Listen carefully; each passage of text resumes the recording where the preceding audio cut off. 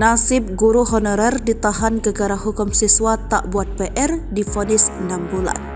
Sularno, 34 tahun, guru honorer yang terjerat pidana kerana hukum siswanya, kini menjalani sidang dengan agenda vonis atau hukuman hakim di Pengadilan Negeri Lubuk Linggau, Sumatera Selatan, Selasa 16 Mei 2023. Hasil persidangan, Sularno divonis 6 bulan penjara, denda 60 juta, subscriber 1 bulan dan tidak dilakukan penahanan. Putusan vonis yang dipimpin oleh Hakim, Ketua Habib dan anggota Yuli serta Amir ini lebih ringan dari tuntutan jaksa yang menuntutnya 1 tahun penjara dan denda 60 juta. Adapun hal-hal yang meringankan putusan terhadap guru Sularno, yakni selama persidangan Sularno dianggap berkelakuan baik. Kemudian selama persidangan guru Sularno tetap mengajar seperti biasa di sekolahnya. Bahkan Sularno masih tetap mengajar KFI 9 tahun, siswa yang orang tuanya melaporkan Sularno ke polisi karena tak terima diberi hukuman. Sementara hal yang memberatkannya melakukan tindakan berlebihan saat memberikan hukuman kepada Kavi karena tidak mengerjakan tugas yang diberikan.